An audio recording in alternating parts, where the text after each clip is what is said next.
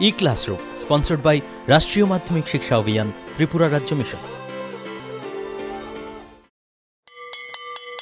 মাধ্যমিক স্তরের শিক্ষার গুণগত মানকে সুনিশ্চিত করার লক্ষ্যে রাষ্ট্রীয় মাধ্যমিক শিক্ষা অভিযান, ত্রিপুরা রাজ্য মিশন কর্মরত মাধ্যমিক স্তরের শিক্ষক ও বিদ্যালয় প্রধানদের প্রশিক্ষণ, বিজ্ঞান শিক্ষণ সামগ্রী প্রদান, ছাত্রীদের আত্মরক্ষামূলক প্রশিক্ষণ, মেধায় পিছিয়ে পড়া ছাত্রছাত্রীদের বিশেষ শিক্ষাদান, প্রতিবন্ধীদের জন্য অনুদান, রাজ্যে কলা উৎসব আয়োজন সহ অন্যান্য কর্মসূচি রূপায়ণ করছে।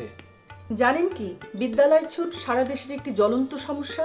এই সমস্যা সমাধানে রাষ্ট্রীয় মাধ্যমিক শিক্ষা অভিযানের উদ্যোগে আগামী 1 জানুয়ারি থেকে সপ্তাহব্যাপী বিদ্যালয় ফিরে চলো কর্মসূচি গ্রহণ করা হয়েছে। 14 থেকে 16 বছর বয়সী সমস্ত ছেলে মেয়েদের মাধ্যমিক শিক্ষা সম্পূর্ণ করার জন্য আপনারা সবাই এগিয়ে আসুন। মাঝপথে যারা লেখাপড়া ছেড়ে দিয়েছো বন্ধুরা, তোমরা বিদ্যালয়ে আবার ফিরে এসো।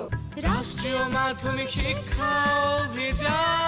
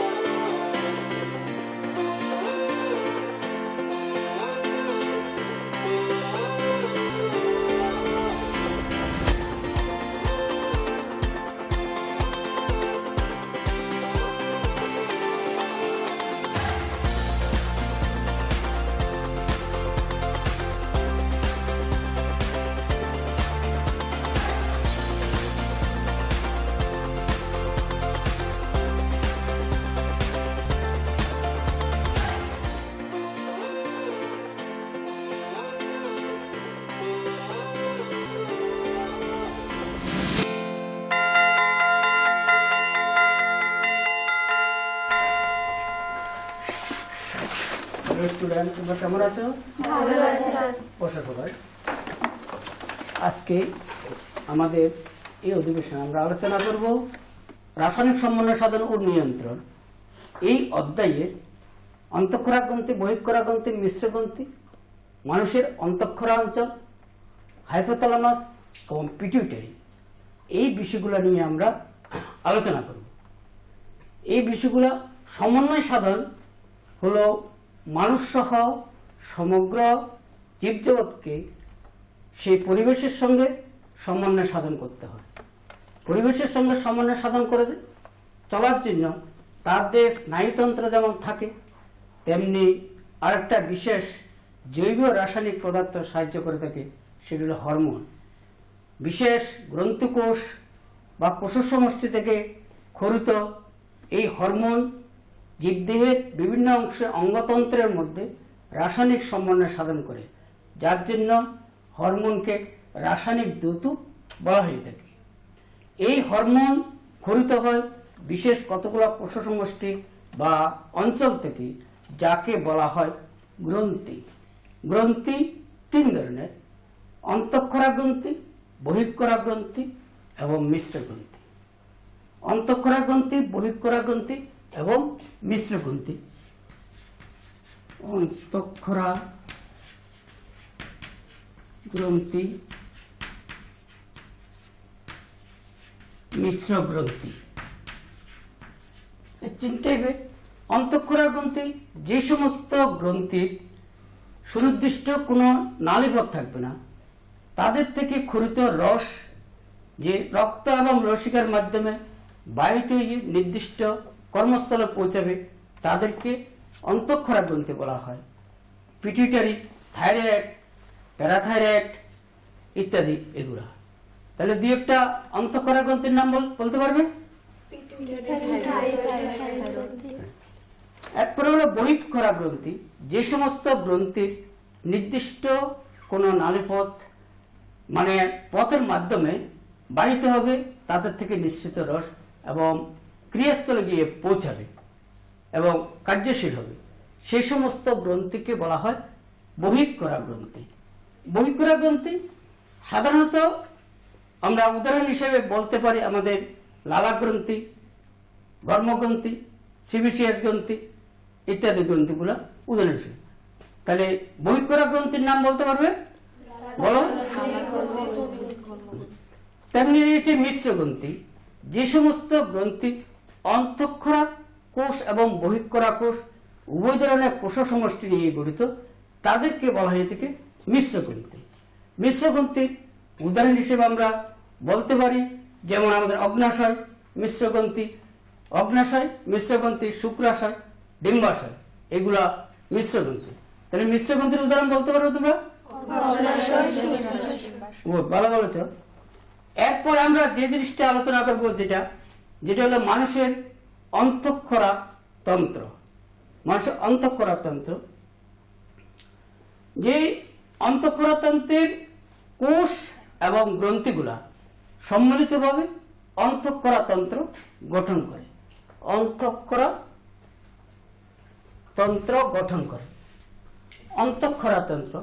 এই অন্তঃক্ষরা তন্ত্রের অন্তর্গত বিভিন্ন ধরনের গ্রন্থিগুলো হলো, যেমন আমরা হাইপোথ্যালামাস গ্রন্থি বা গ্রন্থি অঞ্চল, হাইপোথ্যালামাস, পিটুইটারি, অ্যাড্রিনালিন, অগ্নাশয়, থাইমাস ইত্যাদি গ্রন্থিগুলা, অমরা ইত্যাদি ইত্যাদি গ্রন্থিগুলো রয়েছে। বলতে পারো দু একটা অন্তঃক্ষরা অঞ্চলের খরিত গ্রন্থি অঞ্চলের নাম ইত্যাদি গ্রন্থিগুলা। এই অন্তঃক্ষরা অঞ্চলের বিভিন্ন গ্রন্থিগুলা থেকে বিভিন্ন ধরনের হরমোন খরিত হয়। তার হাইপোথ্যালামাস থেকে যেমন কিছু খরিত হয়, তার বিভিন্ন অংশে কাজ করে। পিটুইটারি গ্রন্থি থেকে খরিত হয়, তেমনি অ্যাড্রিনালিন গ্রন্থি থেকে খরিত হয় বিভিন্ন ধরনের হরমোন। এরপরে আমরা যেটা এই অন্তঃক্ষরা তন্ত্রের অন্তর্গত যেই অঞ্চলটা সম্পর্কে আমরা আলোচনা করব, সেটা হলো হাইপোথ্যালামাস।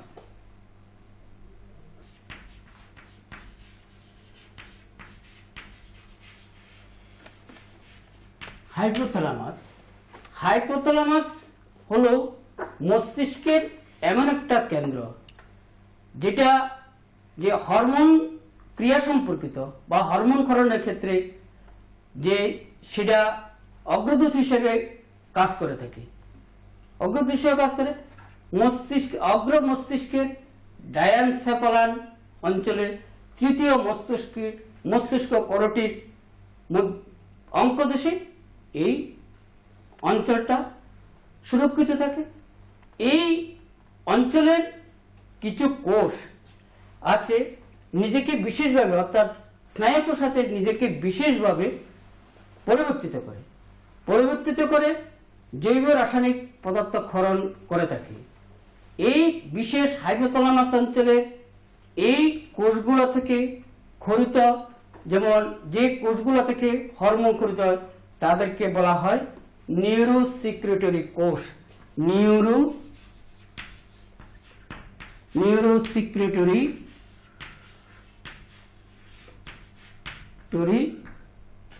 কোষ কি বলা হয় তাদেরকে? নিউরোসিক্রেটরি। আর এই নিউরোসিক্রেটরি কোষ থেকে যে হরমোন খরিত হয় তাদেরকে বলা হয় নিউরো হরমোন।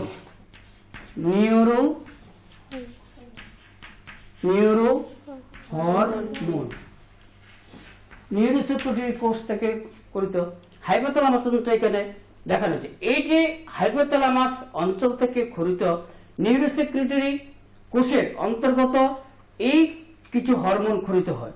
হরমোনগুলি যেমন আমরা এই হরমোনগুলি পিটুইটারি গ্রন্থির ক্ষরণের উপর বিশেষভাবে নিয়ন্ত্রণ করে থাকি, যার জন্য হাইপোথ্যালামাসকে যে হরমোন ক্ষরণের ক্ষেত্রে সুপ্রিম কমান্ডার বলা হয়ে থাকে। হাইপোথ্যালামাসের যে এই খরিত অঞ্চল থেকে খরিত বিভিন্ন ধরনের কতগুলা হরমোন, যে থাইরয়েডট্রপিন রিলিজিং হরমোন, কোর্টিকোট্রপিক রিলিজিং হরমোন, তেমনি রয়েছে গোনাডোট্রপিন রিলিজিং হরমোন, তেমনি রয়েছে growth hormone releasing hormone, growth hormone inhibiting hormone, prolactin releasing hormone, prolactin inhibiting hormone ইত্যাদি হরমোনগুলা যে হাইপোথ্যালামাসের অঞ্চল থেকে খরিত হয়ে থাকে। এবং হাইপোথ্যালামাস তার এই খরিত হরমোনগুলোর সাহায্যে যে অন্যান্য গ্রন্থির ক্ষেত্রে সে নিজে যে সুপ্রিম কমান্ডার হিসেবে কাজ করতে পারে। পুষ্টিকর খাদ্য এবং শিক্ষা আমাদের নিতান্ত প্রয়োজনীয় জিনিস। আপনি কি জানেন বর্তমানে ত্রিপুরায় বিদ্যালয় শিক্ষা দপ্তরের অধীনে মধ্যাহ্ন আহার প্রকল্পের উদ্যোগে সবকটি বিদ্যালয়ে সবজি বাগান গড়ে তোলা হচ্ছে। ছাত্রছাত্রীদের পুষ্টিকর খাদ্য প্রদান করার লক্ষ্যে সেই বাগানে উৎপাদিত সার এবং কীটনাশকবিহীন সবজি প্রথম থেকে অষ্টম শ্রেণীর শিক্ষার্থীদের মিড ডে মিলে ব্যবহার করা হয়। চলুন শিক্ষার্থীদের স্বাস্থ্যকর এবং নির্ভেজাল খাদ্য প্রদান ও সুস্থ সমাজ গড়ার লক্ষ্যে আমরা সবাই এগিয়ে আসি এবং প্রত্যেকটি বিদ্যালয়ে সবজি বাগান গড়ে তুলতে বিদ্যালয় কর্তৃপক্ষকে সাহায্য করি।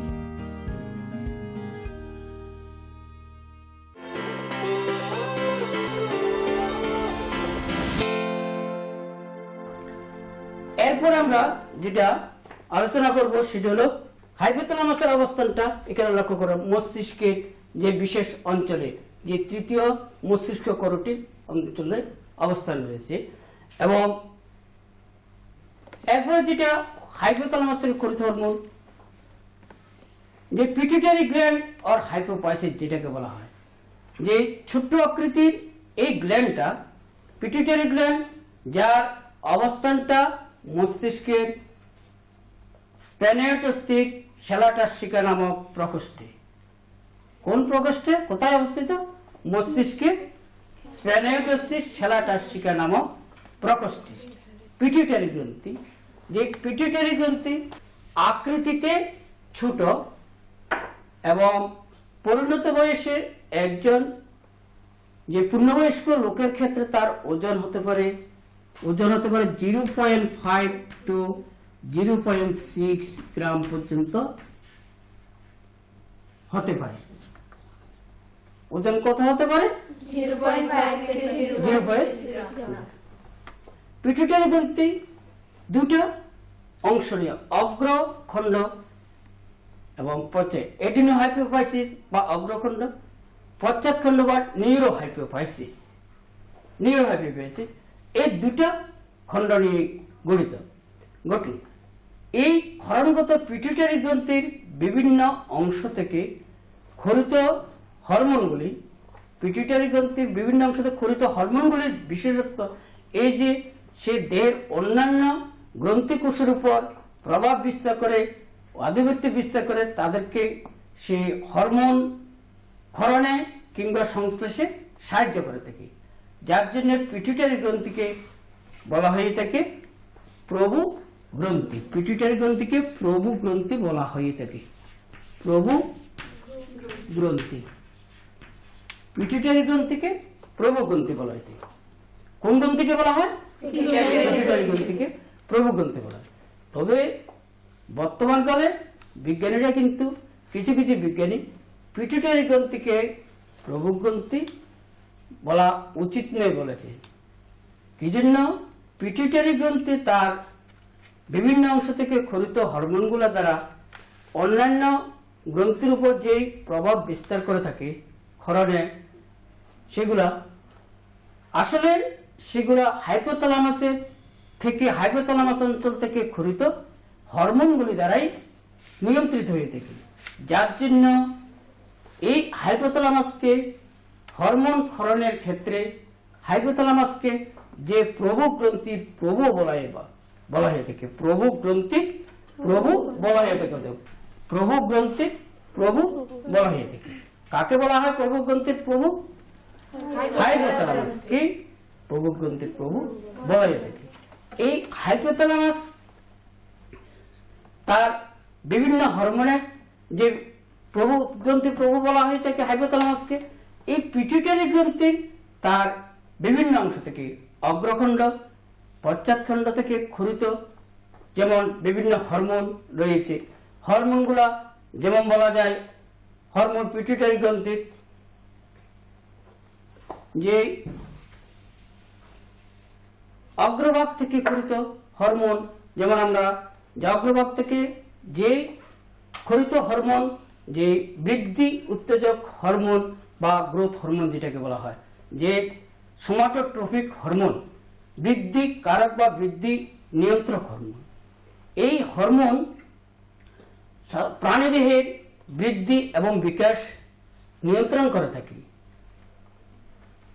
অস্থি তরুণাস্থির বৃদ্ধিতে সহায়তা করে থাকে, যে দেহে কার্বোহাইড্রেট, প্রোটিন, ফ্যাট বিভাগ নিয়ন্ত্রণ করে থাকে, এই কাজগুলো করে থাকে। শৈশবে এই গ্রন্থির কম ক্ষরণ যদি হয়ে থাকে তখন বামনত্ব বা ডুয়ারফিজম দেখা দেয়। যে কি দেখা দেয়? অধিক কম ক্ষরণের ফলে বামনত্ব তো দেখা দেয়। তেমনি অধিক ক্ষরণের ফলে দেখা দেয় অতিকায়ত্ব, যেটাকে বলা হয়ে থাকে জাইগেন্টিজম বা অতিকায়ত্ব। অধিক ক্ষরণের ফলে অতিকায়ত্ব, তাহলে কম ক্ষরণের ফলে হয়ে থাকে কোন রূপ, আর অধিক ক্ষরণের ফলে হয়ে থাকে অতিকায়ত্ব।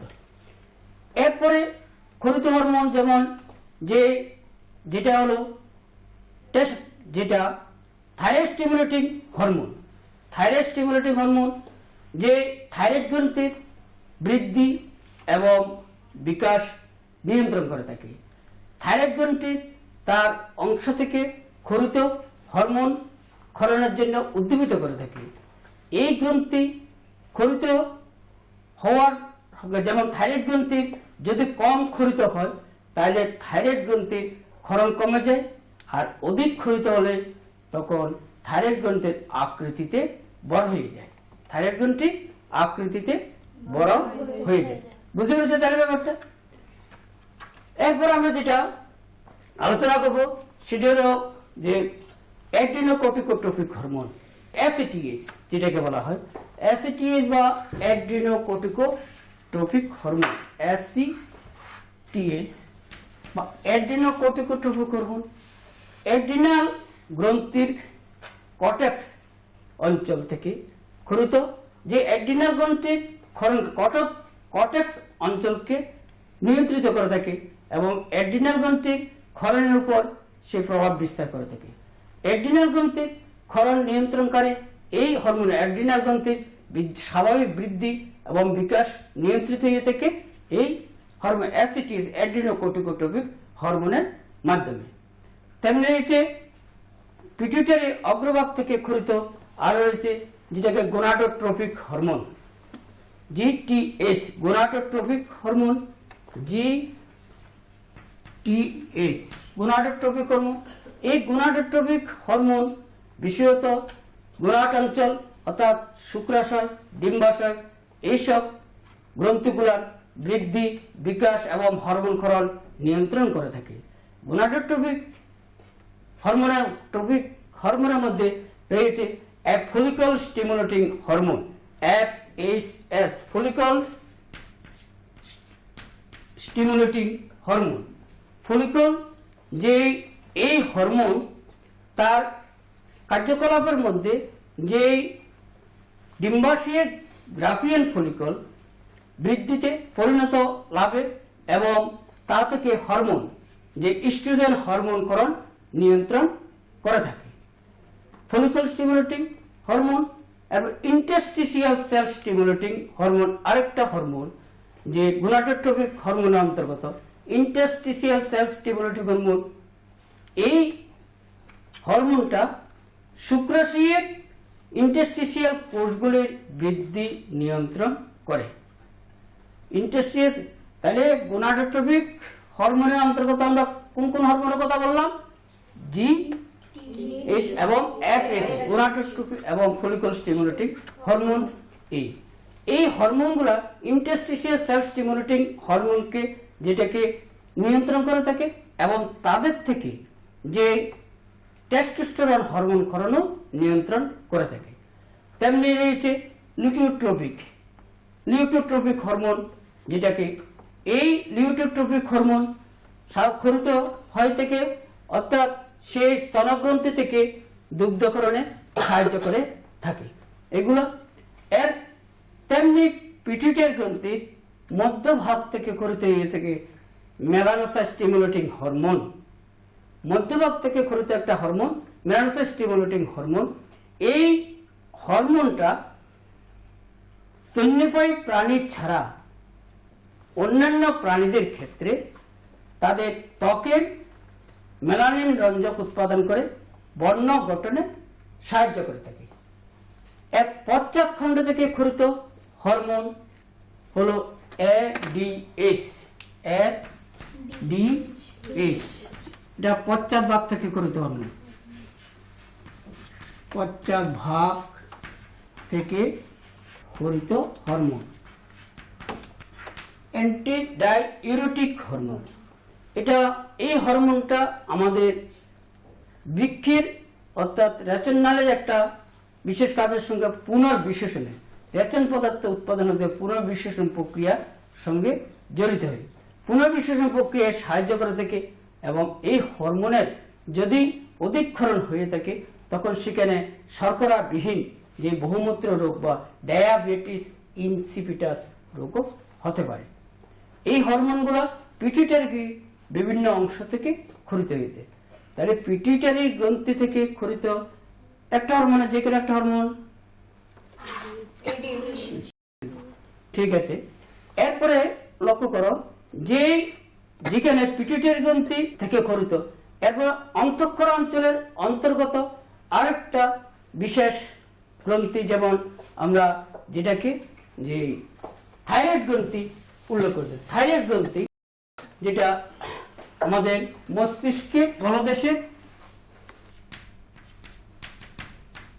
গ্রীবা অঞ্চলের শ্বাসনালীর দুই পাশে অবস্থান করে দ্বিতীয় থেকে চতুর্থ ট্রাকিয়াল রিং এর সম্মুখ ভাগে অবস্থিত এবং এই দুটা খণ্ড বিশিষ্ট এই যেটা থাইরয়েড গ্রন্থি, এই থাইরয়েড গ্রন্থি থেকে যে ওজনের ক্ষেত্রে থাইরয়েড গ্রন্থি যে 25 থেকে 30 গ্রাম পর্যন্ত হতে পারে।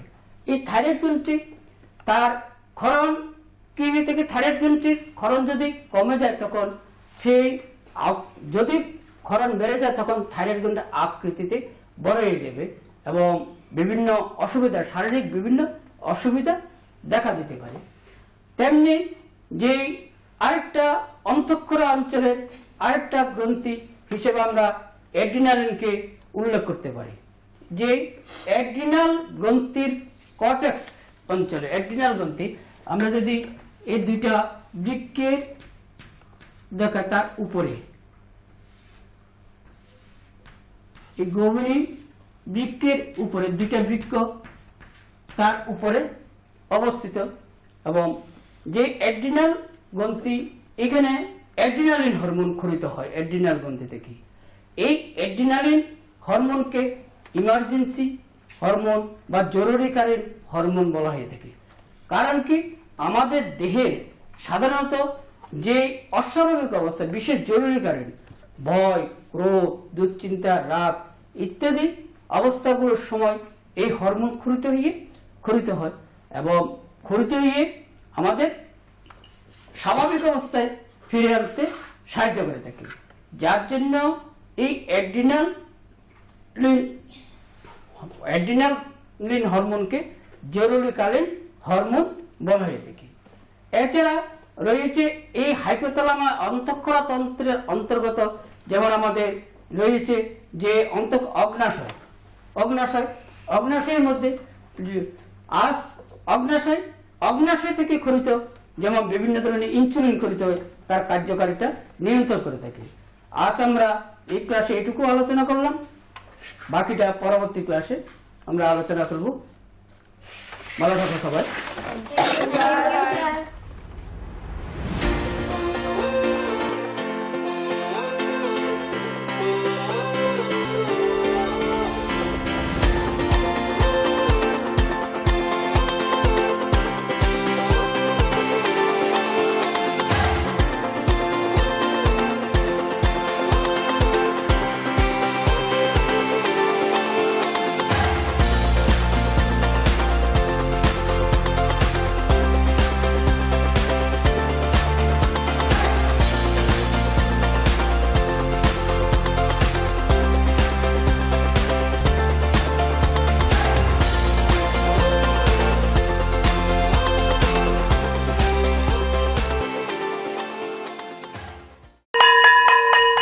ড্রপ আউটের ঘুচিয়ে ক্ষত, স্কুলে পড়ুয়ার বাড়ছে ভিড়, সর্বশিক্ষা মিড ডে মিলে স্কুল সকলের আশার নীড়। রাজ্যের 6 থেকে 14 বছরের সব শিশুদের বিদ্যালয়ের আঙিনায় এনে তাদের বুনিয়াদী শিক্ষা সুনিশ্চিত করতে সর্বশিক্ষা অভিযান বদ্ধপরিকর। তাদের শিক্ষার সুবিধার জন্য রয়েছে বিনামূল্যে পাঠ্য বই, বিদ্যালয়ের পোশাক, উন্নত মানের পড়াশোনা, স্বাস্থ্যসম্মত শৌচাগার, বিশুদ্ধ পানীয় জল, পুষ্টিকর মধ্যাহ্ন আহার, খেলাধুলার ব্যবস্থা এবং আরও অনেক কিছু। হ্যাঁ, তাই দেরি না করে আজই আপনার এলাকার সব শিশুদের নিকটবর্তী সরকারি বিদ্যালয়ে ভর্তি হতে উৎসাহিত করুন। E-Classroom was sponsored by রাষ্ট্রীয় মাধ্যমিক শিক্ষা অভিযান ত্রিপুরা রাজ্য মিশন।